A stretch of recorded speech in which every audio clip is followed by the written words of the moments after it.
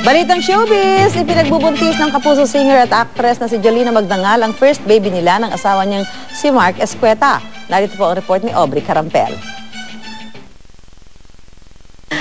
Ako po ay 2 months and 5 days ng buntis. Ito ang masayang inanunsyo ng mag-asawang Jolina Magdangal at Mark Escueta sa aming panayam sa kanilang tahanan. Matagal na raw silang na-excite na i-announce ang balitang ito sa publiko. Pero pinigilan daw sila ng kanilang OB-gynecologist dahil masela ng pagbubuntis ni Jolens.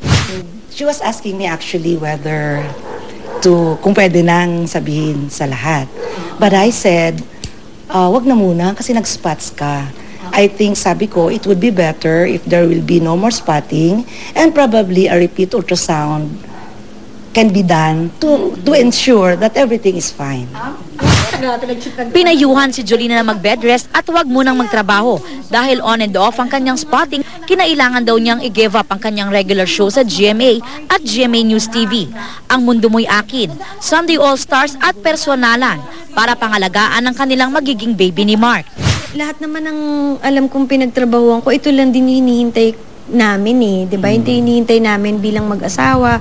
Tapos nasa part na rin ako siguro ng buhay ko na ito lang din yung kailangan ko, 'di ba? Doon sa buong buhay kong nagtrabaho naman ako. And ito na hinihintay ko talaga. Kaya so iba yung happiness na nararamdaman namin ngayon more than anything else.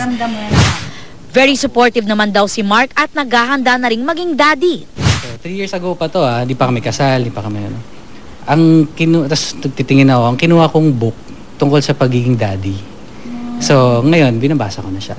So, ngayon mo lang siya binasa? Ngayon ka pala. 3 years ago nandyan lang siya, pero ngayon binabasa. Kasi, title ng book mo? So You're Gonna Be a Dad. So You're Gonna Be a Dad. Pero tuloy pa rin. Kasi siya pa nga nagsasabi sa akin kung ano yung mga dapat at hindi dapat gawin. Dahil dun sa book na yun. Kasi ako minsan, pag sobra naman ako nagbabasa, nahihilo naman ako.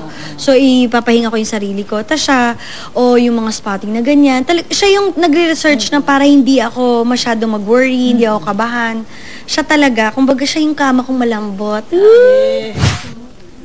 Nakakaranas na rin daw si Jolens ng morning sickness, pero wala pa naman daw siyang pagkaing pinaglilihihan. Lalaki ang gustong panganay ni Jolens, pero babae naman ang gustong first baby ni Mark. Pero kahit boy or girl, basta raw healthy, ay okay lang sa kanila.